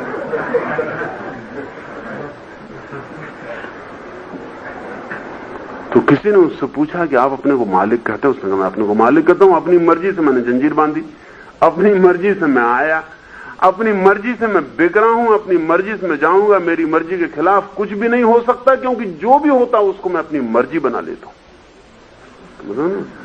वो ये कह रहा है कि जो भी होता है उसे मैं अपनी मर्जी बना लेता हूं। यह आदमी तथाता को उपलब्ध है। तथाता का ये मतलब है कि जिसने सारी चीजें जो भी हो रही हैं उसके लिए राजी, जिसका कोई विरोध ही नहीं, जिसको तुम किसी भी हालत में हरा नहीं सकते क्योंकि वो हार जाएगा, जिसको तुम मार नहीं सकते क्योंकि वो पिटने को राजी हो जाएगा, जिसको तुम दबा नहीं सकते क्योंकि तुम दबाओगे इसके पहले वो दब जाएगा, जिसके साथ तुम कुछ भी नहीं कर सकते क्योंकि तुम जो भी करोगे उसका कोई विरोध नहीं। ये तो बहुत महासंकल्प है। तथाता परम संकल्प है, वो अल्टीमेट विल है। तो जो तथाता को उपलब्ध है वो तो परमात्मा को उपलब्ध हो गया है। इसलिए इस प्रश्न को ऐसा मत पूछो कि साक्षी के साधक को या तथाता के साधक को संकल्प की साधना से जो मिलता है वो मिलेगा या नहीं मिलेगा, वो तो मिला ही हुआ है, कोई कठिनाई नहीं है उसे। संकल्प की साधना अति प्राथमिक है, साक्षी की साधना माध्यमिक है, तथाता की साधना चरम है। संकल्प से शुरू करो, साक्षी पर यात्रा करो, तथाता पर पहुंच जाओ। इन तीनों में विरोध नहीं, तीनों में विरोध नहीं। साक्षी और तथाता में भेद बताने का कृपा करें। साक्षी में द्वैत मौजूद है। साक्षी अपने को अलग और जिसे जान रहा है उसे अलग मानता है। अगर उसके पैर में कांटा गड़ा है तो साक्षी कहता है कि मुझे नहीं गड़ा, मैं जानने वाला हूं। कांटा शरीर को गड़ा है। गड़ना कहीं और है, जानना कहीं और है। जानने और होने में द्वैत है साक्षी के मन में, इसलिए साक्षी अद्वैत को नहीं उठ सकता। इसलिए जो साधक साक्षी पर रुक जाएंगे वो एक तरह के डुअलिज्म, एक तरह के द्वैत से घिर जाएंगे। अंततः वो जगत को दो हिस्सों में तोड़ देंगे, चेतन और जड़। चेतन वो जो जानता है, जड़ वो जो जाना जाता है। अंततः वो जगत को दो हिस्सों में तोड़े बिना नहीं मानेंगे पुरुष और प्रकृति। ये शब्द बड़ा अच्छा है, पुरुष।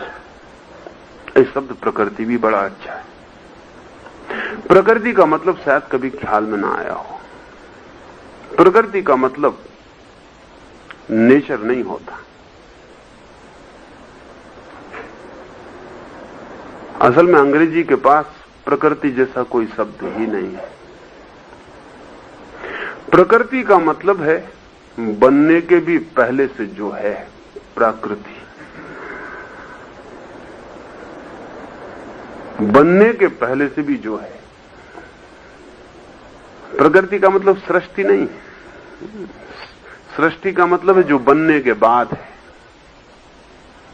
प्रकृति का मतलब है जब कुछ भी नहीं बना था तब भी थी। प्रकृति,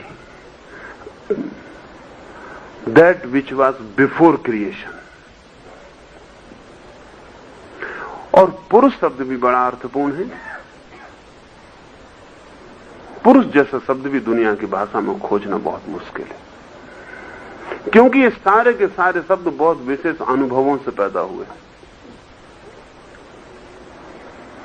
पुरुष का वही मतलब होता है, पुर तो हम जानते हैं, पुर का मतलब होता है नगर, कानपुर, नागपुर। वो जो पुर है वो है नगर, और उस नगर में जो रहने वाला है वो है पुरुष।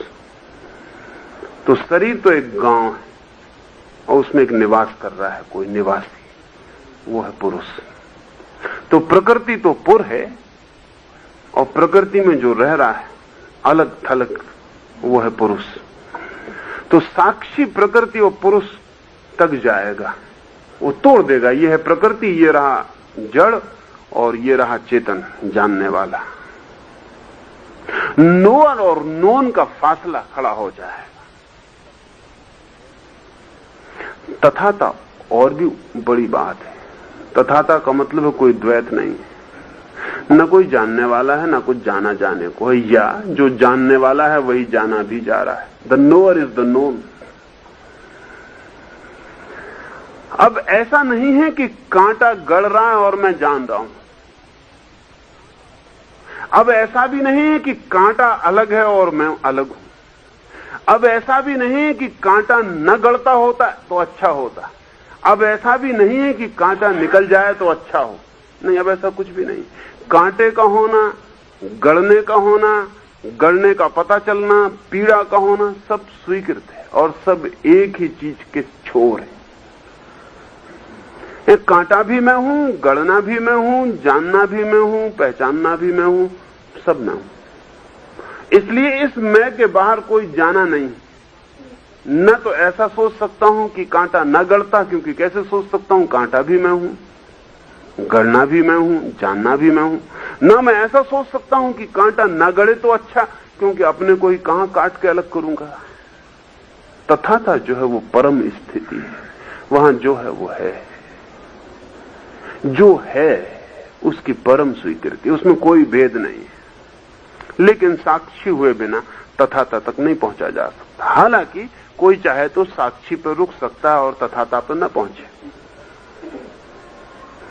संकल्प के बिना कोई साक्षी तक नहीं पहुंच सकता। हालांकि कोई चाहे तो संकल्प पर रुक जाए और साक्षी तक न पहुंचे। जो आदमी संकल्प पर रुक जाएगा वो आदमी शक्तिशाली तो बहुत हो जाएगा, लेकिन ज्ञानवान ना हो पाएगा। इसलिए संकल्प के दुरुपयोग भी हो सकते हैं, क्योंकि वहां ज्ञान अनिवार्य नहीं है। शक्ति तो बहुत आ जाएगी, इसलिए उसके दुरुपयोग हो सकते हैं। सारा ब्लैक मैजिक जो है वो संकल्प की शक्ति से ही पैदा हुआ, क्योंकि ज्ञान तो कुछ भी नहीं है, शक्ति बहुत आ गई है, उसका कुछ भी उपयोग हो सकता है। संकल्पवान व्यक्ति शक्ति से भर गया है, शक्ति का क्या उपयोग करेगा ये कहना अभी मुश्किल है। वो बुरा उपयोग कर सकता है, शक्ति तटस्थ है, लेकिन शक्ति होनी तो चाहिए ही। बुरा करने के लिए भी होनी चाहिए, भला करने के लिए भी होनी चाहिए। और मेरा मानना है कि शक्तिहीन होने से चाहे बुरा भी करो तो भी ठीक, क्योंकि जो बुरा करता है वो कभी अच्छा कर सकता है, लेकिन जो बुरा भी नहीं कर सकता वो तो अच्छा भी नहीं कर सकता। इसलिए निर्वीर्य शक्तिहीन होने से शक्तिवान होना बेहतर। फिर शक्तिवान होने में भी शुभ और अशुभ की यात्राएं हैं, तो शक्तिवान होकर शुभ की यात्रा पर होना बेहतर। लेकिन शक्ति की शुभ की यात्रा अगर ठीक से चले तो साक्षी पे पहुंचा देगी। अगर अशुभ की यात्रा चले तो साक्षी पे नहीं पहुंचोगे, संकल्प की शक्ति में भटक के रह जाओगे। तो मेस्मेरिज्म होगा, हिप्नोटिज्म होगा, तंत्र होगा, मंत्र होगा, जादू टोना होगा, सब तरह की चीजें पैदा हो जाएंगी, लेकिन इससे कोई आत्मा की यात्रा नहीं होगी। ये भटकाव हो गया। शक्ति तो हुई लेकिन भटक गई।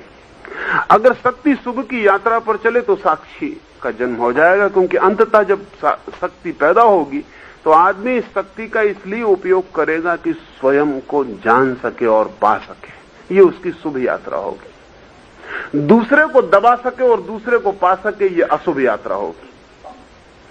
शक्ति की अशुभ यात्रा का मेरा मतलब है कि दूसरे को दबाऊं, दूसरे का मालिक हो जाऊं, दूसरे को कस लूं, तो अशुभ यात्रा शुरू हो गई। वो ब्लैक मैजिक है।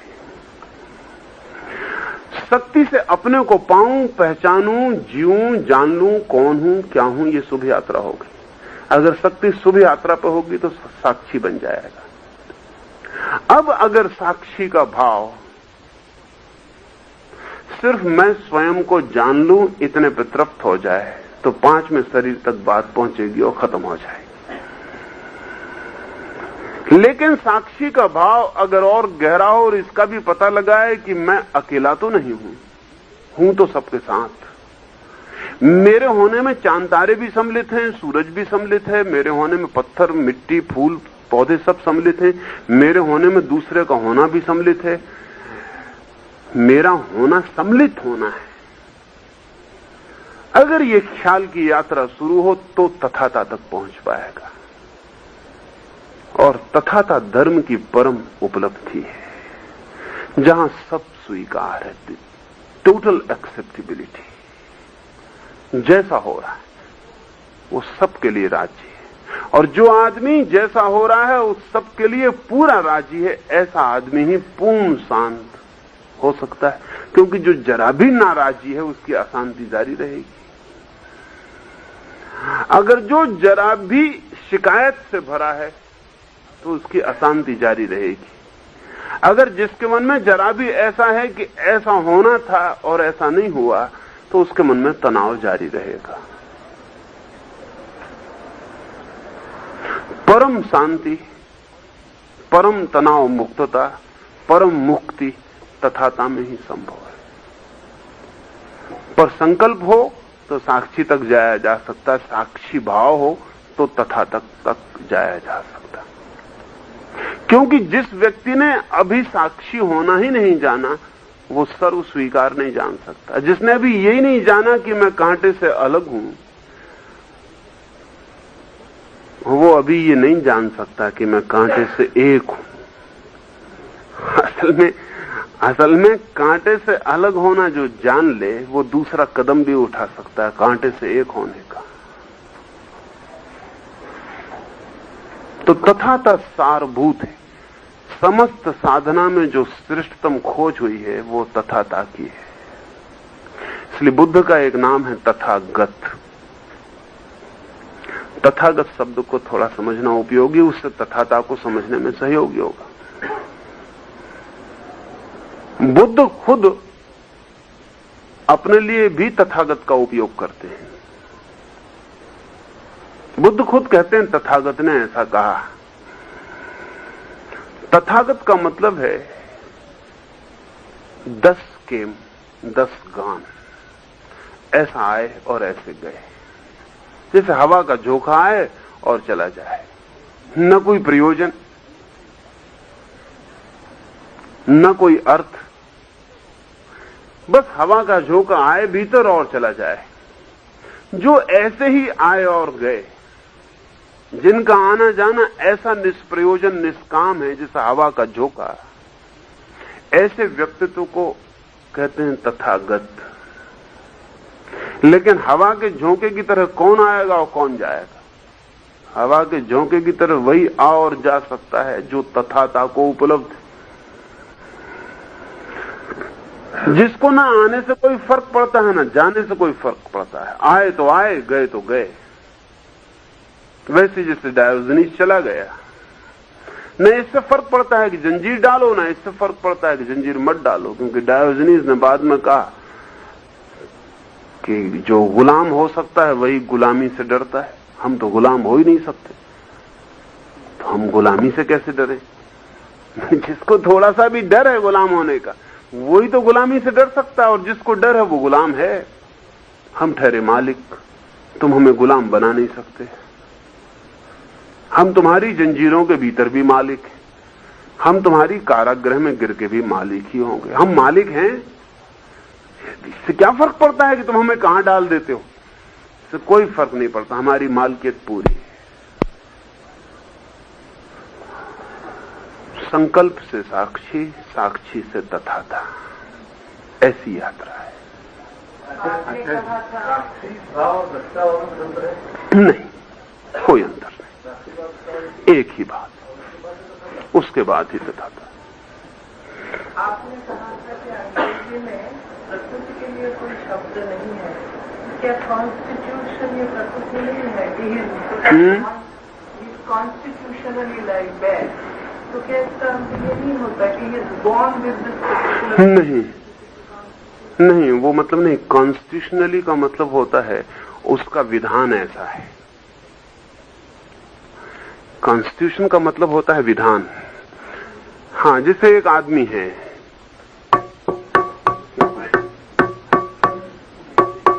क्या हो गया? कॉन्स्टिट्यूशनली का मतलब होता है उस व्यक्ति की संरचना ऐसी है, उस व्यक्ति का विधान ऐसा है। प्रकृति शब्द बहुत और है, हम प्रयोग करते हैं ऐसा कि फला आदमी की प्रकृति ऐसी है, वो ठीक नहीं है प्रयोग। प्रकृति का मतलब होता है कृति के पूर्व।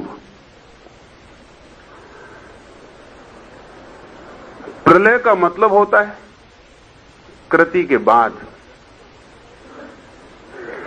प्रकृति का मतलब होता है जब कुछ भी नहीं बना था तब भी जो था। प्रकृति का मतलब होता है जिसे बनने की कोई जरूरत ही नहीं, जो अनादि है, जो है ही। सृष्टि का मतलब होता है वो जो बना। यूरोप की भाषाओं में प्रकृति के लिए शब्द नहीं है, क्योंकि यूरोप की भाषाएं ईसाइयत से प्रभावित है।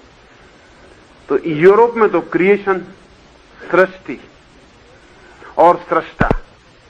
इस देश की भाषाओं में प्रकृति का शब्द, वो भी सबकी भाषाओं में नहीं है। सांख्य, वैशेषिक, जैन, उनकी भाषा की प्रकृति शब्द उनका है, क्योंकि वो क्रिएशन को नहीं मानते, वो किसी ईश्वर को भी नहीं मानते। वो कहते हैं जो सदा से है और जिसको कभी नहीं बनाया गया, उसका नाम प्रकृति है। तुम बनाओ, उसके पहले वो मौजूद है। अब जैसे इस मकान को हमने बनाया, तो इस मकान का जो ढांचा है ये तो कॉन्स्टिट्यूशन है।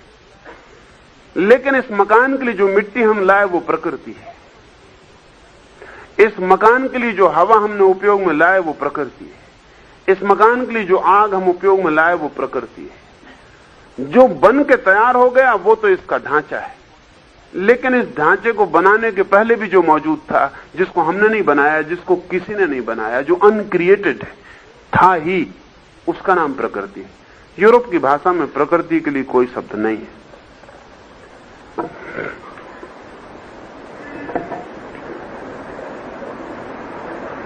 छोटा सा प्रश्न है, जस्ट अवेयरनेस केवल होश और तथाता एक ही बात है?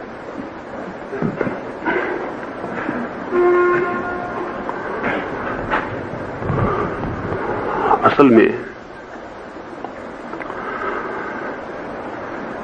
जब हम कहते हैं जस्ट अवेयरनेस, बस होश मात्र, तो इसमें और तथाता में थोड़ा सा फर्क है, और इसमें और साक्षी में भी थोड़ा सा फर्क है। अगर ऐसा समझें कि साक्षी और तथाता के बीच की कड़ी, जब तुम साक्षी से गुजरोगे तथाता तक, तब ये बीच की एक कड़ी होगी, जस्ट अवेयरनेस। साक्षी होने में मैं हूं और तू है, इसका भाव पक्का है। जस्ट अवेयरनेस में सिर्फ हूं, तू का भाव भूल गया है, सिर्फ होने का भाव। तथाता में सिर्फ होने का भाव ही नहीं है, ये मेरा होना और तेरा होना एक ही होना है। क्योंकि जब तक जस्ट अवेयरनेस भी है, जब तक सिर्फ होने का भाव भी है, तब तक होने के भाव के बाहर एक सीमा होगी जो कि मैं नहीं हूं, जहां से मैं अलग हूं। तथाता में कोई सीमा नहीं है, होना ही है। तो अगर कहें तथाता तो जस्ट बीइंग, जस्ट अवेयरनेस नहीं, बीइंग बड़ा शब्द है। जस्ट अवेयरनेस सबको नहीं घेर लेगा। जैसे ही तुम कहते हो जस्ट अवेयरनेस, उसने कुछ को छोड़ दिया। जस्ट शब्द जो है वो छोड़ने वाला है। जब हम कहते हैं बस चेतना, तो बस के बाहर हमने कुछ छोड़ दिया, नहीं तो बस क्यों लगाते हो? जब हम कहते हैं सिर्फ चेतना, तो हमने सिर्फ के बाहर कुछ को इंकार कर दिया, नहीं तो सिर्फ क्यों लगाते हो? केवल अवेयरनेस कहें तो? हाँ, केवल अवेयरनेस कहो तो बात चल जाए, लेकिन केवल मत लगाओ। हाँ, केवल हाँ, अवेयरनेस कहो तो चल जाए, फिर कोई बात कठिनाई की नहीं, कोई कठिनाई। आखिरी प्रश्न है,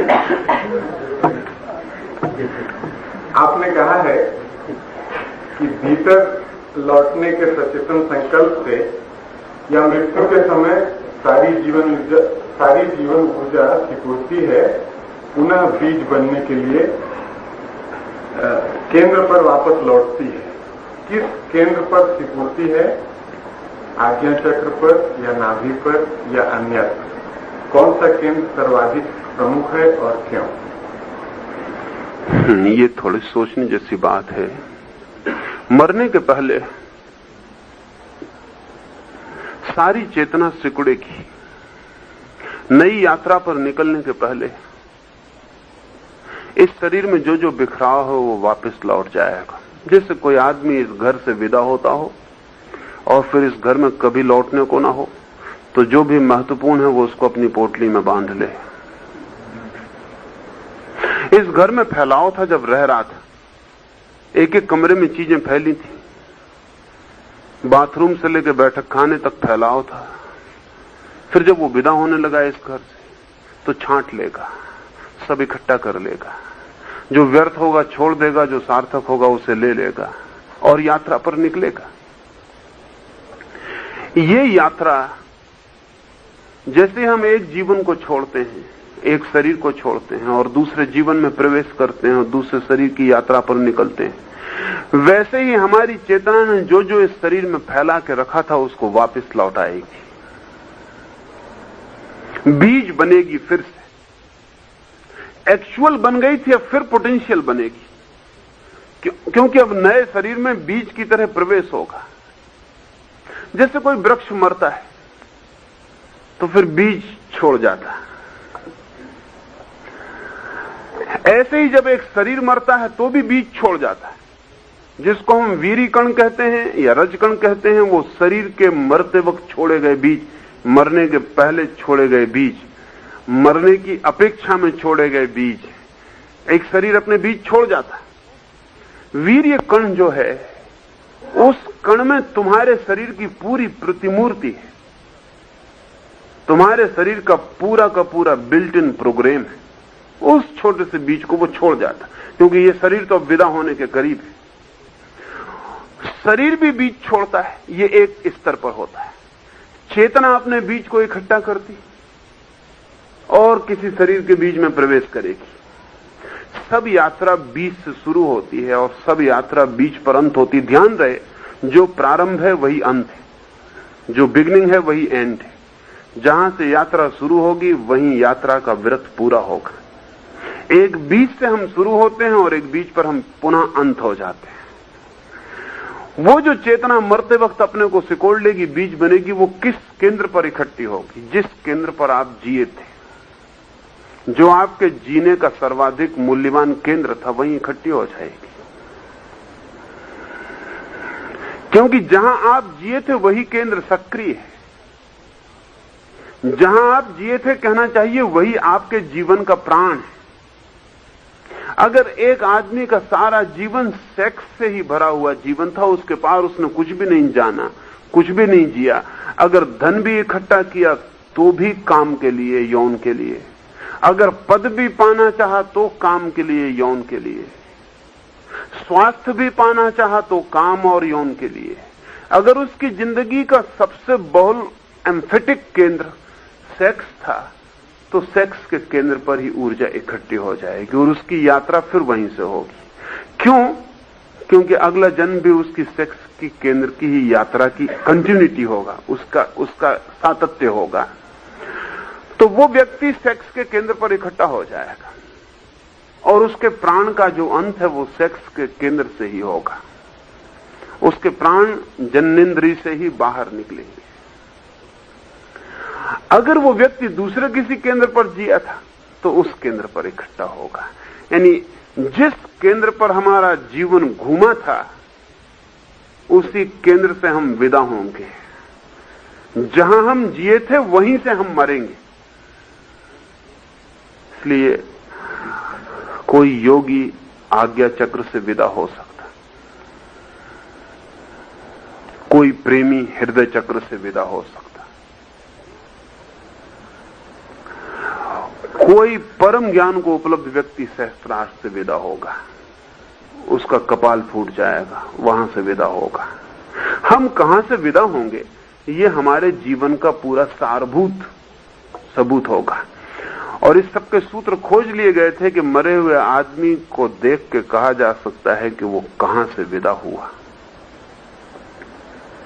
इस सबके सूत्र खोज लिए गए थे। मरे हुए आदमी को देख के, उसकी लाश को देख के कहा जा सकता है कि वो कहां से निकला, किस द्वार का उपयोग किया उसने बहिर्गमन के लिए। ये सब चक्र द्वार भी हैं, ये प्रवेश के द्वार भी हैं, ये विदा होने के द्वार भी। और जो जिस द्वार से निकलेगा उसी द्वार से प्रवेश करेगा। एक मां के पेट में वो जो नया अणु बनेगा, उस अणु में आत्मा उसी द्वार से प्रवेश करेगी जिस द्वार से वो पिछले द्वार से निकली थी। वो उसी द्वार को पहचानती।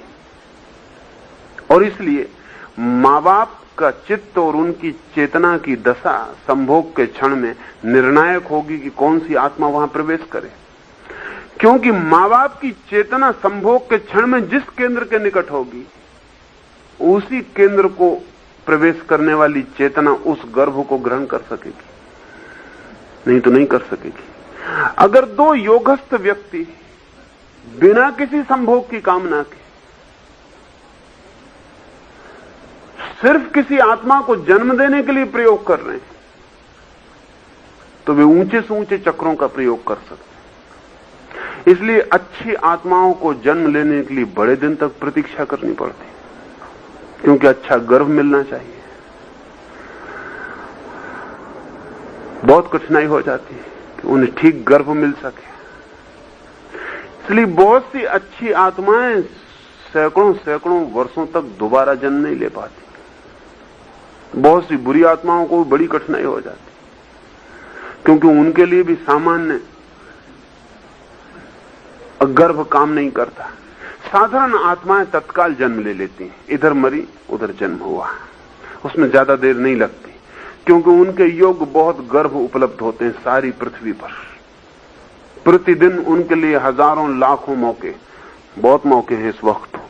कोई 1,80,000 लोग रोज पैदा होते, मरने वालों की संख्या काट के इतने लोग बढ़ते। कोई 2 लाख आदमी, 2 लाख आत्माओं के लिए रोज प्रवेश की सुविधा है। लेकिन ये बिल्कुल सामान्य तल पर यह सुविधा है। असामान्य आत्माओं को अगर हम पैदा न कर पाएं तो ये भी हो सकता है, इस पर बहुत बार हुआ है, इसकी थोड़ी बात ख्याल में लेनी अच्छी होगी। बहुत सी आत्माएं जो इस पृथ्वी ने बड़ी मुश्किल से पैदा की, उनको जन्म किसी दूसरी पृथ्वियों पर लेने पड़े। ये पृथ्वी उनके लिए वापस जन्म देने में असमर्थ हो गई। ऐसा ही समझो तुम कि जैसे हिंदुस्तान में एक वैज्ञानिक को हम पैदा कर लें, लेकिन नौकरी उसको अमेरिका में ही मिले।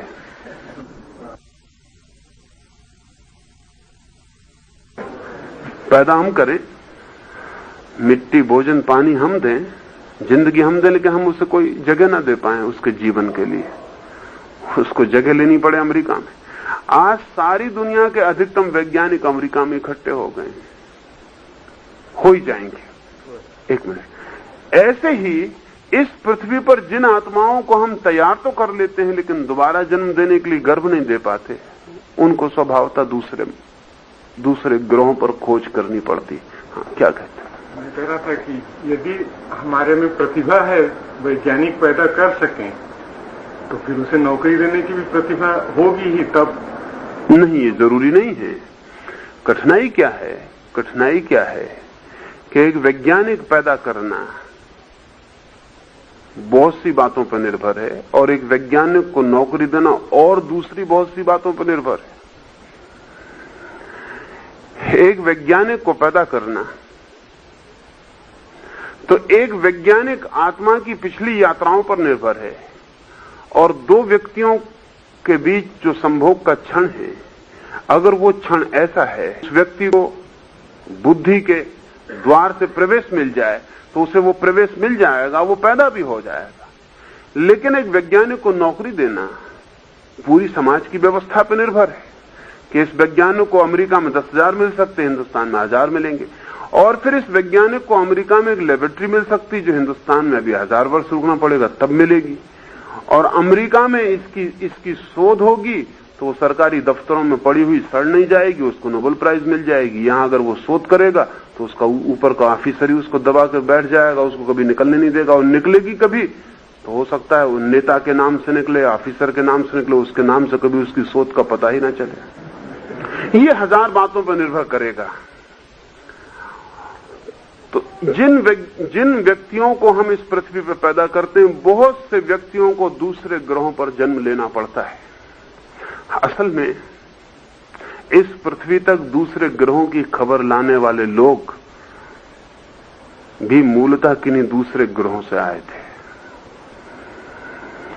ये तो आज वैज्ञानिक को ख्याल आया है कि कोई 50,000 ग्रह हैं जिन पर जीवन होगा, लेकिन योगी को यह ख्याल बहुत प्राचीन है।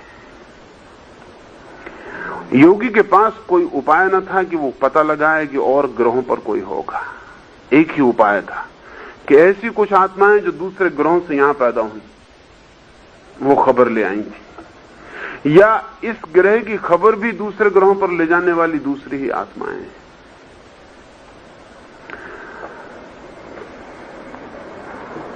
मनुष्य की चेतना मरते क्षण में पूरी की पूरी इकट्ठी होगी। अपने सारे संस्कार, अपनी सारी प्रवृत्ति, अपनी सारी वासना, अपने जीवन का सारा सारभूत, इसेंशियल, जिसको कहें परफ्यूम, सारे जीवन की सुगंध या दुर्गंध उसको इकट्ठी लेकर खड़ी हो जाएगी और यात्रा पर निकल जाएगी। ये यात्रा साधारणता अचुनी होगी, इसमें कोई चुनाव नहीं होगा, ऑटोमेटिक होगी। ये वैसी होगी जैसे कि हम पानी गिराएं और वो गड्ढे की तरफ बह जाए और गड्ढे में भर जाए। साधारणता ये ऐसे ही होगा कि एक गर्भ एक गड्ढे का काम करेगा और एक चेतना उपलब्ध होगी निकट और वो प्रवेश कर जाएगी। इसलिए आमतौर से एक आदमी ज्यादातर अपने ही समाज, अपने ही देश में पैदा होता रहता है। बहुत कम परिवर्तन होते हैं। परिवर्तन तभी होते हैं जबकि गर्भ नहीं मिलता। इसलिए बहुत हैरानी की बात है कि पिछले 200 वर्षों में हिंदुस्तान में पैदा हुई बहुत सी कीमती आत्माओं को यूरोप में पैदा होना पड़ा।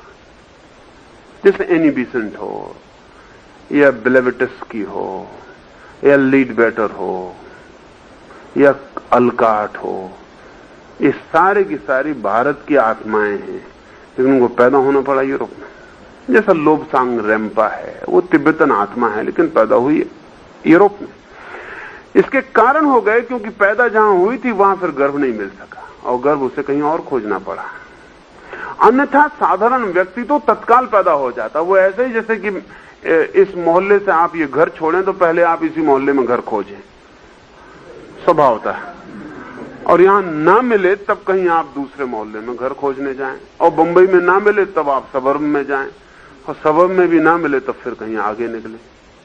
लेकिन अगर मिल जाए तो बात खत्म हो गई। इसका बड़ा अद्भुत उपयोग किया गया था। उस उपयोग के संबंध में भी दो बातें ख्याल में ले लेनी जरूरी हैं और इस समय और जरूरी हो गई।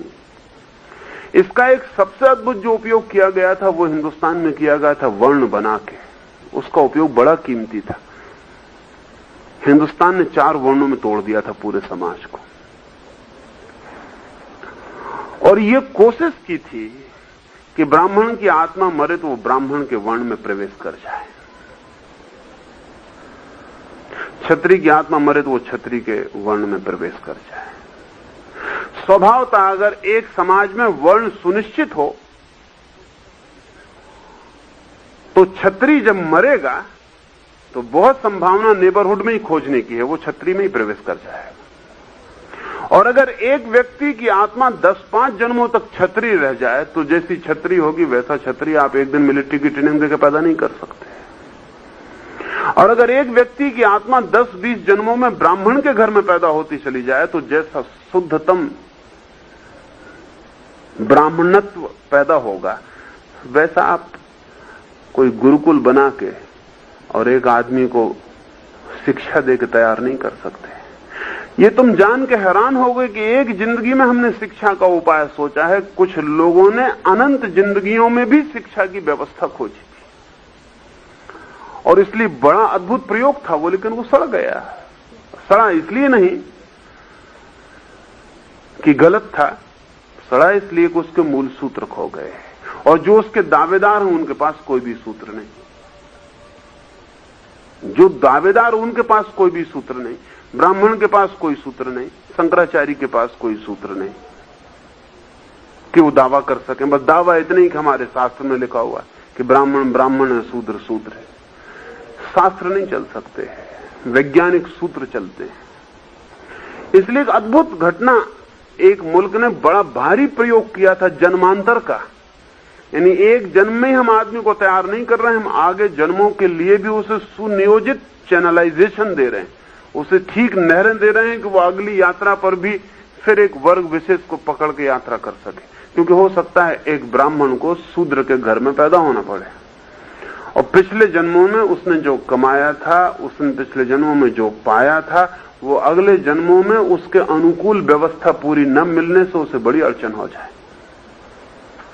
और ये भी हो सकता है कि जो काम ब्राह्मण के घर में ही पैदा हो के 10 दिन में हो जाता, वो शूद्र के घर में 10 साल में ना हो पाए।